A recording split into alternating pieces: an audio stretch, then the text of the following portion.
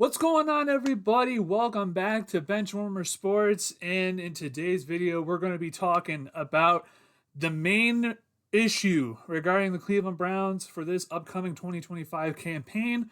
What are the Browns going to do at quarterback? Because they have a lot of options this year.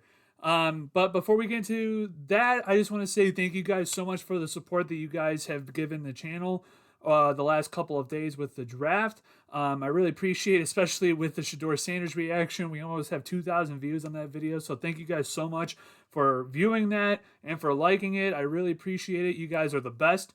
But getting on into the video here, the Browns have a conundrum on their hands right now because right now they have 5 quarterbacks on the roster, and this is why if you've been on Twitter or social media at all, you've been noticing everyone saying, well, what the hell are the Browns going to do? They have 5 quarterbacks on the roster. They have taken 2 quarterbacks in this past draft with Dylan Gabriel and Shedeur Sanders.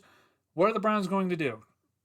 And in today's video, I kind of want to attempt to give you guys my thoughts and feedbacks on the best strategy that the Browns could possibly use going forward with this season, and maybe what the Browns should do with these 5 quarterbacks going forward, and what I think they're probably most likely going to do going forward, okay? But we'll start with the obvious, probably the easiest answer right now. What is going to happen with Deshaun Watson? Well, Deshaun Watson, as you know, tore his Achilles in October and then re-tore his Achilles in his offseason. Learned about it in January with Andrew Berry's press conference at the end of the season. And basically, that just completely messed up the timeline for Deshaun Watson to return to the Cleveland Browns as a quarterback. Now, we knew going forward after Deshaun Watson's injury that was probably going to be the last time that he would ever play for the Cleveland Browns. So we can already put Deshaun Watson out of the picture right now. So that cuts the 5 quarterback, dilemma down to 4, okay? So Deshaun Watson is most likely going to start the season on the IR, on the PUP list, a physically unable to perform list. He's not going to be playing for the Cleveland Browns at all. Even if he was healthy, he probably wouldn't play for the Cleveland Browns. I mean, his career in Cleveland is just it's not there anymore, okay?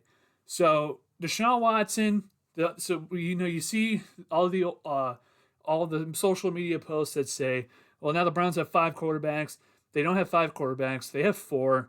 Deshaun Watson is not going to play this season. He's not going to be, he's not going to have anything to do with the Cleveland Browns roster-wise. They're going to put him on IR on the PUP list. He's not going to factor into what the Browns do at quarterback. Okay, so if you see those posts, just don't take them for what they are. Read through them. Deshaun Watson has nothing to do with the Cleveland Browns quarterback situation next year or this year and going forward, okay? So now that leaves you with the 4 quarterbacks. You got Joe Flacco, who you signed from the Colts from free agency, the fan favorite, Flacco Fever, a couple years ago. A lot of people are very excited to have him. Then you get Kenny Pickett, who was told before the draft started that he'd have an opportunity to compete for the starting job for the Cleveland Browns. You trade DTR in a draft pick in order to get Kenny Pickett here. Then you go on and draft Dylan Gabriel in the 3rd round out of Oregon. And then you go on and draft, as we know, Shedeur Sanders in the 5th round with the 144th pick. So now you got 4 different options at quarterback. This is where you get the dilemma because last year, the Browns did the same thing last year. They got Tyler Huntley, they had Jameis Winston, they had DTR, and they had Deshaun Watson. So you had 4 different quarterbacks on this roster. You signed Tyler Huntley later on in the offseason. I think they signed him in July or something like that. It was very, very much later in the offseason than in the draft, right? But you still had 4 quarterbacks on the roster. And ultimately, they cut out Tyler Huntley, leaving you DTR, Jameis Winston, and Deshaun Watson. So the one main takeaway that I want everyone to realize is that Andrew Berry covets his draft picks very, very tightly. He tries to give his draft picks every possible chance to make an impact positively for the Cleveland Browns. So that is one thing that a lot of people who have been saying, well, in the comment section of the Shedeur Sanders video that I posted yesterday, well, they drafted Shedeur Sanders, but they could probably be using him as trade bait.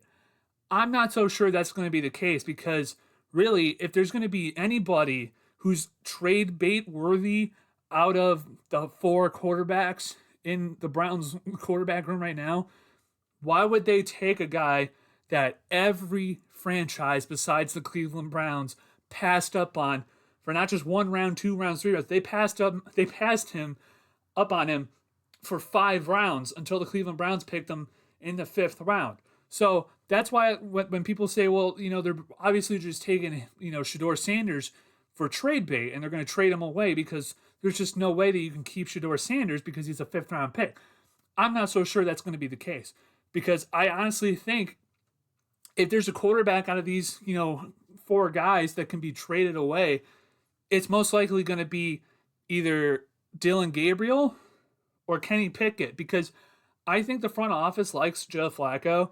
I think they would be absolutely idiotic because if they trade away Joe Flacco, the already bottom of the barrel support that this front office and this regime has with Jimmy Haslam and D. Podesta and Stefanski and Andrew Berry, with whatever fledgling support that they have, if they get rid of Joe Flacco before week 1 starts and you're left with a quarterback room of Kenny Pickett, Shedeur Sanders, and Dillon Gabriel, yeah, not a lot of people are going to be happy with the Cleveland Browns.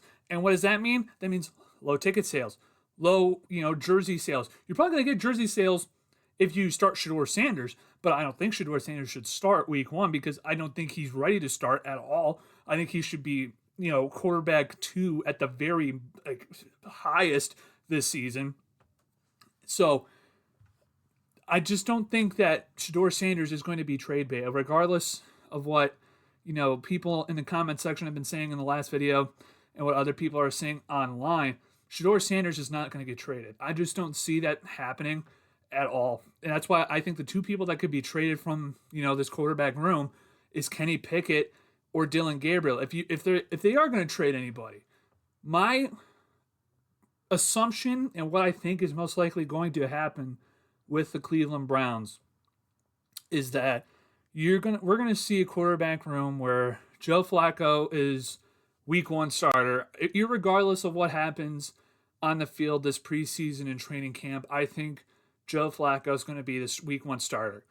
I just think that they're going to value veteran, QB, bridge quarterback. I think this is going to be like the 2014, 2015 Browns where we had Josh McCown. I'm viewing this team, like I said, I'm viewing this team as like the 2017 Browns. I'm viewing them as like the 2015 Browns where they're just absolutely rebuilding and you're just trying to, take a bridge quarterback in order to, not win much, but maybe win a couple games here and there and bridge to the future, which is what the Browns showed us that they're going to do and what they are looking forward to in 2026 by trading away pick number 2 for the 1st round pick from Jacksonville next year. They're going to have 2 number 1 picks. They are looking at the 2026 draft into the future in order to rebuild this, this football team and this roster with skill positions. So that's why I think, irregardless if Shedeur Sanders balls out or Dillon Gabriel balls out or even Kenny Pickett ball out in the preseason, I just think Joe Flacco is going to start week 1 for the Cleveland Browns. I think they're going to value his veteran leadership, his expertise, and whatever magic that he had in the 2023 season at the end with Flacco fever when that happened, they're going to try and, muster that for another season. And to me, I don't think that they're planning on Joe Flacco being, starting for the Cleveland Browns all 18 games. I think they are going to look at the rookie quarterbacks like Dillon Gabriel or Shedeur and maybe, later on in the season, let's say the Browns are 3-9 and it's week 13 or week 14, whenever their off day is, whenever their bye week is, if it's week 14 and they're 3-9, do you really think Joe Flacco is going to go out there, or are they going to go, hey, we want to see what we got in, Dylan Gabriel, let's put him out there, or we'll put out, Shedeur Sanders. So I think that's what's going to happen. I think that's what the Browns are going to do. I just think all this talk about Shedeur Sanders being trade bait, not likely at all. So what I think the final QB room is going to be, Joe Flacco will be week 1 starter. He'll be QB1. Then probably Shedeur Sanders number 2 as the backup, the primary backup. Dylan Gabriel will probably be quarterback number 3. And then you either have Kenny Pickett being cut, traded, or probably being on the practice squad if he clears waivers, which I don't think that's going to be likely. So I think you're going to have 2 rookie quarterbacks backing up Joe Flacco, who is a Super Bowl champion. He has had success in Cleveland, especially success later on in the season when the weather necessarily wasn't great. So if he can teach them about how to, how to throw the ball at a certain angle, or how to deal with colder weather in order to, especially for Dylan Gabriel, who said in the pre-draft, interviews that he likes to play in warmer weather and he succeeds better in warmer weather. If Joe Flacco is able to tell him, hey, if you're going to be playing in the cold, if you're going to be still here as a quarterback for the Cleveland Browns, this is how, you succeed by throwing the ball in the colder weather if it's colder climate. And, the air is different off the lake. So that's what I think the Browns are going to do at quarterback. Like I said, Flacco, QB1, Shedeur Sanders, QB2, Dylan Gabriel, QB3. I just think that's probably the most likely outcome from the 4 options that are available for the Cleveland Browns.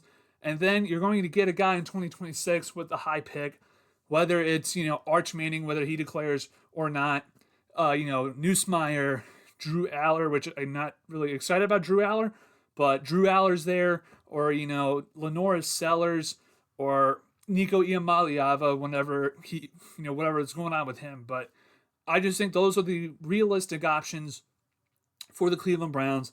That's what I think is going to happen. But let me know what you guys think down in the comment section below. What do you guys think is going to happen with Shedeur Sanders? What do you think is going to happen in the QB room? What do you guys want the Browns to do? And what do you think they are going to do? Let me know down in the comment section below. And make sure you guys hit the like button, subscribe if you are new. We're trying to get to 1,000 subscribers. So each and every subscription helps out a bunch. And I will see you guys all in another video. Take care.